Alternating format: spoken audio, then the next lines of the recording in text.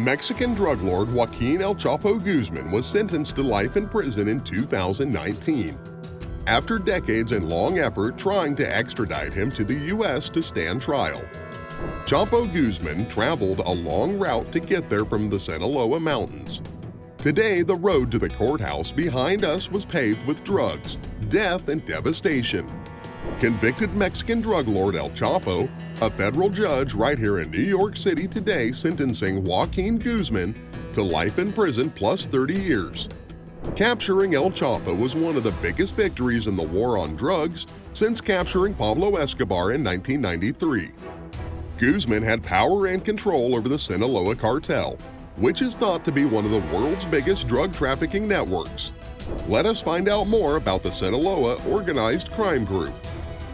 The world's largest drug trafficking organization operates in this manner. And why, despite the millions of dollars spent on trying to capture him, its power has only increased since El Chapo's downfall. The beginning of the drug smuggling in Mexico's Sinaloa state started from the root of the war on drugs itself. In 1914, the U.S. banned cocaine and heroin, and it was the farmers in Sinaloa who seized the opportunity in the new black market and started to grow opium. It still continues today. What fundamentally changed the Mexican drug trafficking business was America's cocaine explosion in the 1980s. In 1985, one of the giant cartels, called Guadalajara Cartel, broke into smaller operations. Based in Tijuana, Juarez, and Sinaloa, they soon started to compete to control Mexico's drug trade. The Sinaloa organization operated less as a hierarchically structured command structure and more as a loose network of drug dealers who can cooperate when necessary. The structure of Sinaloa is more adaptable and more complicated than other criminal groups. They have structure on one hand and clear commands while on the other. It is sufficiently flat that losing one branch or one area of the network does not cause the entire organization to collapse. This way of structure made it adaptable for the Sinaloa to outcompete and outlast other rivals who would challenge them.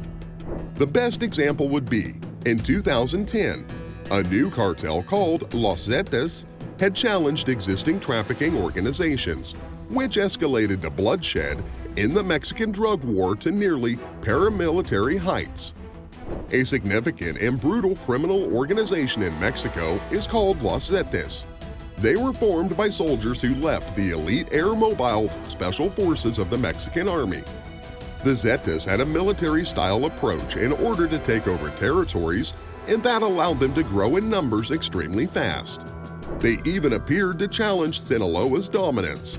However, the Sinaloa organization was powerful and had more established connections with international drug trafficking. In a world of different organized crime, nothing can beat the profits that come from drugs. By the year 2017, El Chapo was being extradited to the U.S. The Los Zetas were already starting to fall apart. But the Sinaloa cartel was leveraging its capability for invention and adaptation to expand its criminal influence. While there are loose ways in the organization, the Sinaloa Federation was misunderstood by the U.S. Their way of handling the organization was proved by the different resources and attention poured into the many years of hunting for El Chapo. The Mexican governments and U.S. government had to join forces in order to recapture Mr. Guzman. El Chapo is a fascinating figure. He was born in a poor family in Sinaloa and slowly rose and took control of a drug trafficking empire. It is estimated to turn over upwards of $3 billion a year. There were a series of long prison escapes. One involved a mile-long tunnel dug straight into his cell. His stories of escapes turned Chapo into a Mexican folk hero and one of the most important targets for international narco enforcement. El Chapo became one of the world's most famous criminals. He was able to escape prison twice, one from a maximum security prison in Mexico. He had help from corrupt government officials.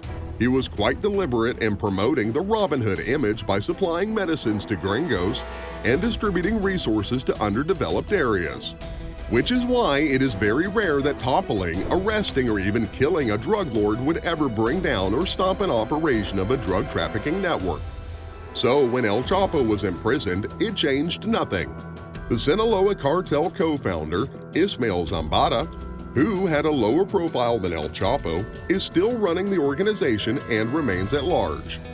There would be power struggles in different parts of the cartel, but it never affected the flow of trafficking thousands of tons of drugs in Mexico and across the U.S. border. In 2019, the Mexican army attempted to arrest El Chapo's sons. The organization then took to the streets military-grade equipment and took over the state's capital, Culiacan, until El Chapo's son was returned to the Sinaloa cartel. Their ability to collaborate violence but never going over the top was the style of the Zetas, but also it was what helped the Sinaloa maintain their cash flow. Under the leadership of El Chapo from the late 1980s, the Sinaloa cartel had made a choice to have support from local people. They would kill their rivals, but they would never shoot up a place full of people in doing so. People will favor the predictable and constrained brutality than violence that offers nothing in return. What made the Sinaloa Federation different from other cartels is that others were focused on buying heavy weaponry, but the Sinaloa cartel were buying politicians. The government declared a full-scale assault on the cartels in 2006, which is when the present massive slaughter in the Mexican drug war began. The man that is responsible for organizing it was Genaro Garcia Luna, Mexico's Secretary of Public Security. Garcia Luna was detained in the U.S. in 2019 on charges that he accepted bribes from El Chapo totaling tens of millions of dollars, specifically to defend the Sinaloa cartel and hunt down rival traffickers. Luna was also accused of taking bribes from Joaquin El Chapo Guzman, while also providing protection for him. The bribes could be in tens of millions of dollars according to U.S. prosecutors. So what does the future hold for the Sinaloa cartel? They are highly successful at profiting from the U.S. drug problem, increasing the amount of fentanyl imported from China. At the same time, they might be expanding their organization of meth export and production to Europe and Asia. Since the changeover to the post-Chapo era, in innovator and network construction, relationships with the triads in East Asia, and are currently in competition with them in countries like New Zealand and Australia, as well as in Africa. However, they have to face a new competition called the Jalisco New Generation Cartel. But even if El Chapo has been captured, and the Sinaloa cartel will continue to hold the title of winning the war on drugs and continue to make millions. What are your thoughts on the Sinaloa cartel? Comment down below. If you haven't already, hit that like button and subscribe button. And thank you for watching.